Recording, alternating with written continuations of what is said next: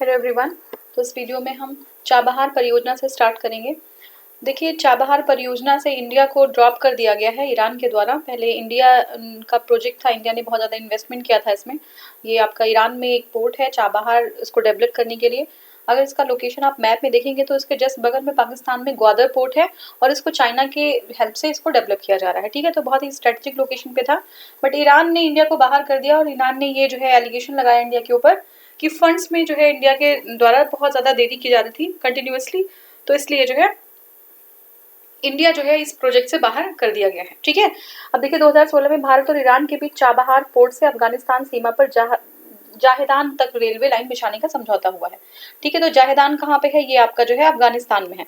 तो देखिए चाबहार से ये जो आपका है ईरान का बिल्कुल साउदर्न टिप पे है ये, और यहाँ से स्टार्ट होता और जाहेदान है, उसके बाद फिर आपका है जरांज और फिर डेलाराम, ये जो है आपका अफगानिस्तान को कनेक्ट करता। ठीक है ना, अफगानिस्तान की सीमा पर जाहेदान तक रेलवे लाइन बिछाने का समझौता था ये। और भारत सरकार ने चाबहार बंदरगाह परियोजना वर्ष 2003 में हस्ताक्षर किया था, जबकि 16 में भारत और ईरान के बीच चाबहार बंदरगाह के निर्माण के लिए समझौते पर हस्ताक्षर हुए थे।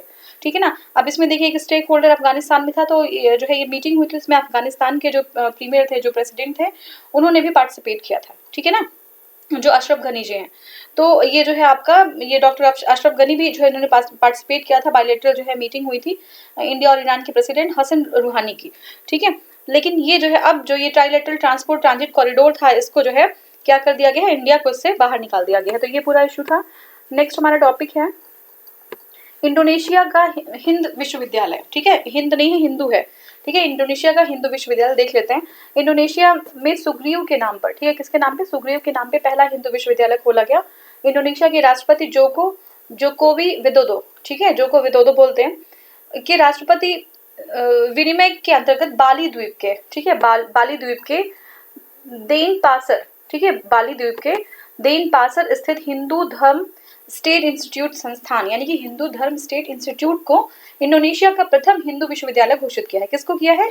स्टेट हिंदू धर्म स्टेट इंस्टीट्यूट को। ठीक है ना, ये बाली द्वीप पे है। ठीक है, इंडोनेशिया का प्रथम हिंदू विश्वविद्यालय घोषित किया गया है इसको। इस नए विश्वविद्यालय का नाम जो है आई गुस्ती बागस सुग्रीव स्टेट यूनिवर्सिटी रखा गया। क्या है? आई गुस्ती बागस सुग्रीव स्टेट यूनिवर्सिटी रखा गया है। अब देखिए ईरान की नई मुद्रा, तो 4 मई 2020 को ईरानी संसद ने अपनी नई मुद्रा रियाल, क्या नाम है मुद्रा का? रियाल, को विस्थापित कर मुद्रा की दूसरी यूनिट टोमान, ठीक है, जो रियाल था, पहली मुद्रा रियाल थी, उसको रिप्लेस करके टोमान को नई मुद्रा जो है बनाया गया है यहाँ का। ठीक है, कहाँ का है? अब एग्जाम में आ जाएगा कि टोमान कहाँ की मुद्रा है, तो ये ईरान की है, पहले रियाल थी अब टोमान हो गई है।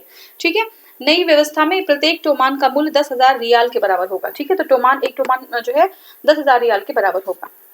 नेक्स्ट हमारा है चाइना संयुक्त राष्ट्र शस्त्र व्यापार में शामिल। ठीक है, चाइना संयुक्त राष्ट्र शस्त्र व्यापार में शामिल हो चुका है। तो देखिए क्या है कि सिप्री का अगर हम रिपोर्ट देखें, जो सिप्री का डाटा देखें, तो सिप्री क्या है? Stockholm International Peace Research Institute है। उन्होंने क्या कहा है कि चाइना जो है अब सेकेंड लार्जेस्ट आर्म जो है क्या हुई? प्रोड्यूसर हो गई है। ठीक है, किसके बाद? यूएस के बाद वर्ल्ड में। तो सबसे ज्यादा आर्म प्रोड्यूसर कौन है? यूएस है, सेकेंड नंबर पे चाइना हो गया है। ठीक है ना, तो ये क्या है जो है यूएस, पहले कौन था? यूएस, रशिया, फ्रांस और जर्मनी था। ये जो है सेल करती हैं अपने आर्म्स को एशिया में। ठीक है ना, सॉरी, यूएस, चाइना, फ्रांस और जर्मनी। ठीक है ना, चाइना के साथ, ठीक है, चाइना के साथ यूएस जो है रशिया, फ्रांस और जर्मनी अपने जो मेनली जो आपके डिफेंस जो प्रोडक्ट होते हैं वो एशिया में, मिडिल ईस्ट में, अफ्रीका में ये लोग सेल करते हैं। ठीक है ना, और स्टॉकहोम के अकॉर्डिंग अब दूसरा जो है बन गया है यूएस के बाद प्रोड्यूसर, सबसे ज्यादा जो आर्म का प्रोड्यूसर है। ठीक है ना, तो इसमें क्या है कि चीन के शीर्ष विधायी संस्था है नेशनल पीपल्स कांग्रेस ने पारंपरिक हथियारों की बिक्री को विनियमित करने के लिए वैश्विक संधि में सम्मिलित होने का निर्णय लिया है, और पारंपरिक हथियारों की बिक्री को विनियमित करने के लिए वैश्विक संधि वर्ष 2014 से लागू हुई थी। इस शस्त्र व्यापार संधि का उद्देश्य पारंपरिक हथियारों के प्रतिवर्ष $70 बिलियन के व्यापार संबंधी वैश्विक चिंताओं को कम करना है। ठीक है, तो ये है आपका पूरा इशू। बहुत ज़्यादा डिस्कस नहीं कीजिएगा। अगर आपको बहुत ज़्यादा जो है एक्सप्लेनेशन इसकी अच्छे से देखनी है तो आप दूसरे वाले एक वीडियो है जिसको हमने शायद थर्ड होगा वो, तो उसमें सारी चीज़ें अच्छे से डिस्कस की गई हुई हैं। वो काफ़ी जो है एक अच्छा आर्टिकल था, तो वहाँ पे जाके आप चेक कर सकते हैं। आगे का हमारा जो टॉपिक है वह है मोतिहारी अमलेखगंज पाइपलाइन। ठीक है, क्या है मोतिहारी अमलेखगंज पाइपलाइन? तो सितंबर 2019 में प्रधानमंत्री नरेंद्र मोदी द्वारा नेपाल के प्रधानमंत्री केपी शर्मा ओली द्वारा दक्षिण एशिया की पहली सीमा पर पार जाने वाली पेट्रोलियम उत्पादों की पाइपलाइन का उद्घाटन किया है। ठीक है, तो क्या है ये जो है प्रधानमंत्री नरेंद्र मोदी और केपी शर्मा ओली द्वारा दक्षिण एशिया की पहली सीमा पार जाने वाली, ठीक है, सीमा पार जाने वाली पेट्रोलियम उत्पादों की पाइपलाइन का उद्घाटन किया है। ये जो पाइपलाइन है वो बिहार के मोतिहारी, इंपॉर्टेंट यही है कि बिहार के मोतिहारी से नेपाल के अमलेखगंज को जोड़ती है। ठीक है, बिहार के मोतिहारी से नेपाल के अमलेखगंज को कनेक्ट करेगी। ठीक है, और क्या होगा 69 किलोमीटर लंबी मोतिहारी अमलेखगंज पाइपलाइन जो है वो नेपाल के लोगों को किफायती दामों पे स्वच्छ पेट्रोलियम जो है जो प्रोड्यूस होगा उसको अवेलेबल कराएगी। ठीक है, तो क्या होगा जो है आपका क्लीन पेट्रोलियम ये जो है प्रोडक्ट अवेलेबल करा देगी किस पे, एक जो है रिजनेबल रेट पे। ठीक है, तो ये है आपका 69 किलोमीटर लंबी जो है बिहार के मोतिहारी से नेपाल के अमलेखगंज तक की। ठीक है, नेक्स्ट हमारा है अरबी दुनिया का प्रथम परमाणु संयंत्र। ठीक है, अरबी दुनिया का प्रथम परमाणु संयंत्र क्या है, कौन सा है, देखते हैं। तो देखिए ये जो है हमारा सऊदी अरब के प्रिंस है मोहम्मद बिन सलमान ने ये घोषणा कर दी थी कि जो है यहाँ पे प्रथम परमाणु संयंत्र बनाया जाएगा।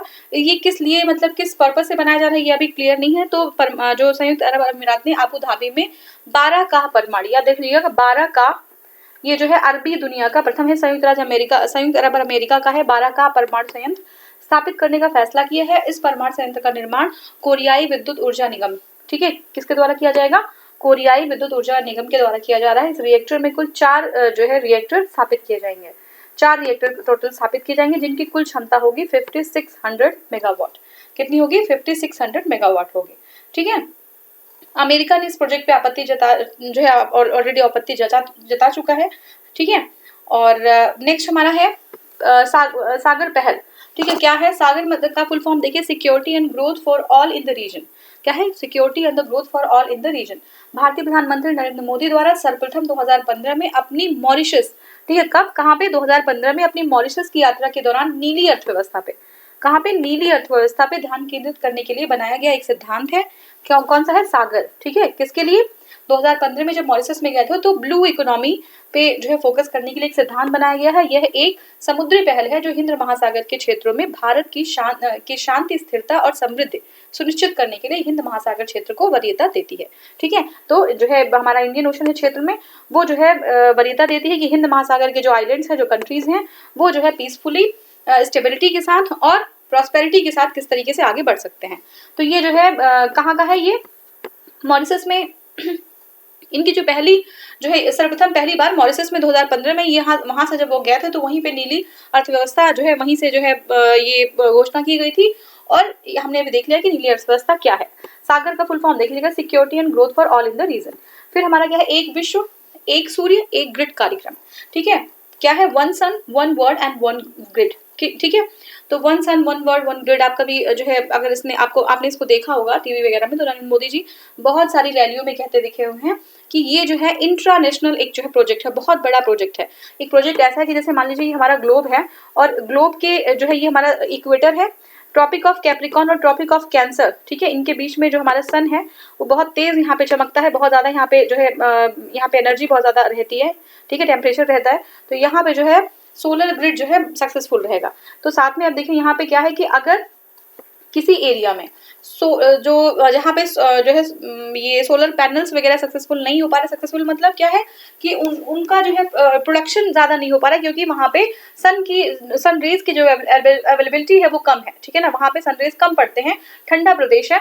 तो क्या कर सकते हैं हम, यहाँ से हम उनको जो आपका एनर्जी है वहाँ पे सप्लाई कर देंगे। ठीक है ना, तो यहाँ पे एक कंट्री की बात नहीं हो रही है, ये ट्रॉपिक ऑफ कैंसर और कैप्रिकॉन के बीच में पड़ने वाली जितनी भी कंट्रीज हैं उन सबके लिए बात की जा रही है कि जो डेफिसिट कंट्रीज हैं उनको हम इलेक्ट्रिसिटी प्रोवाइड कर सकते हैं। ठीक है, तो भारत एक बहुत अगुवा के रूप में सामने आया है इसमें। तो देखिए ये 2020 में प्रधानमंत्री नरेंद्र मोदी ने एक विश्व एक सूर्य और एक ग्रिड कार्यक्रम की घोषणा की है। वैश्विक स्तर पर सौर ऊर्जा की आपूर्ति सुनिश्चित करने के लिए भारत द्वारा 2018 में अंतर्राष्ट्रीय सौर गठबंधन की बैठक में वैश्विक सहयोग को सुगम बनाने के लिए एक विश्व एक सूर्य और एक ग्रिड का प्रस्ताव किया है।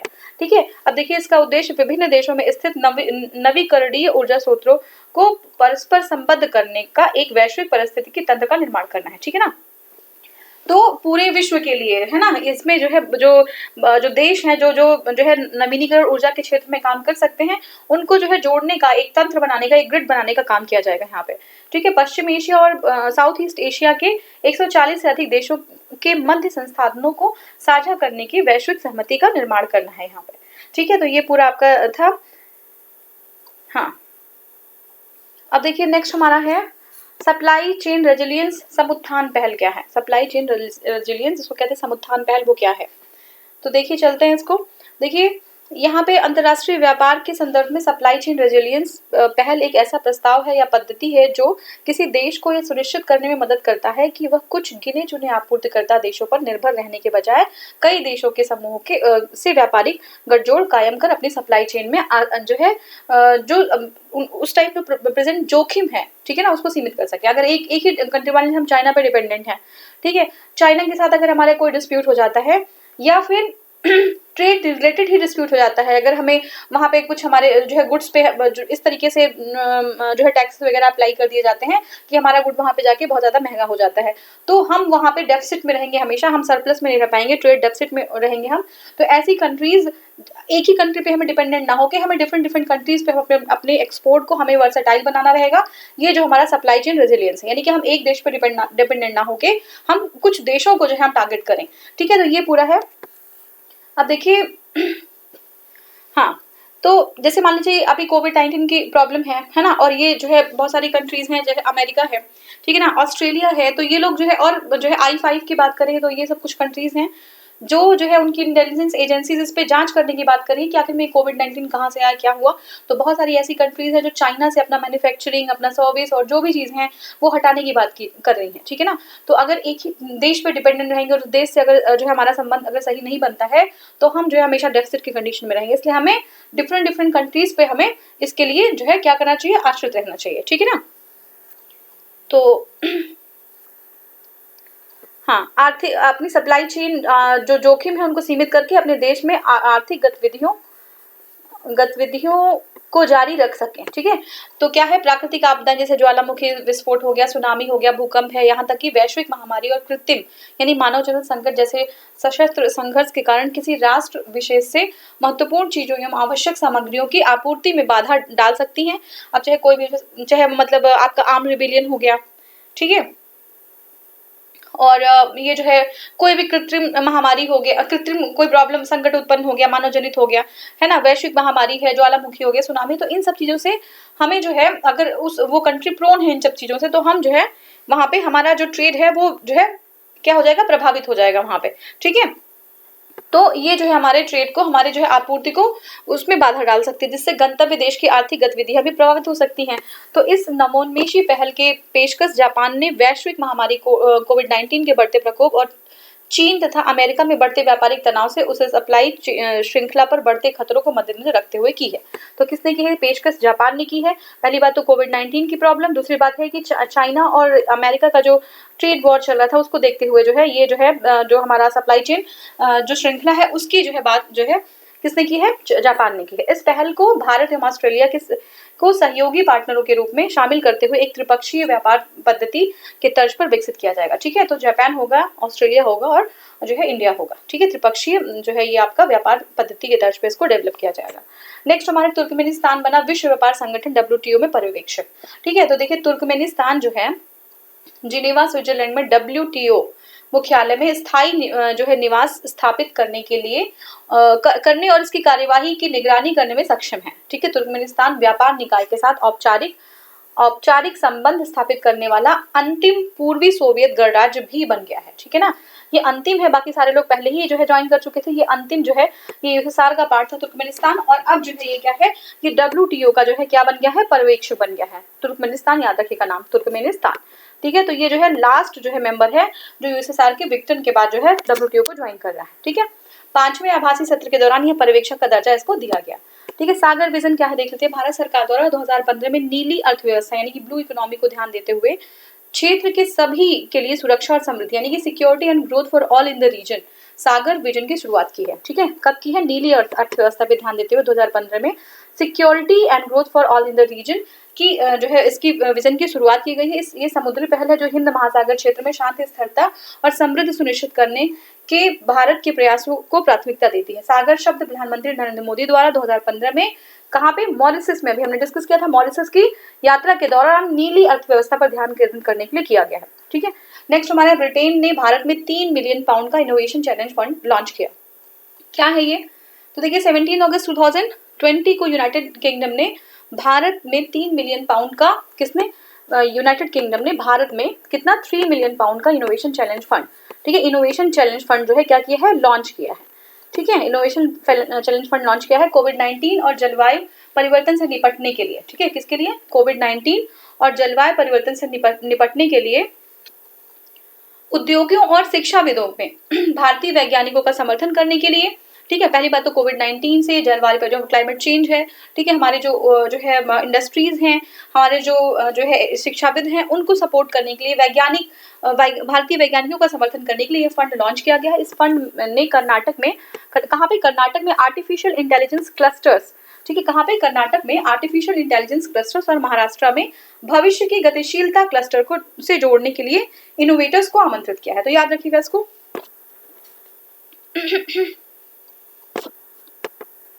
जैसा सेकेंड प्लीज।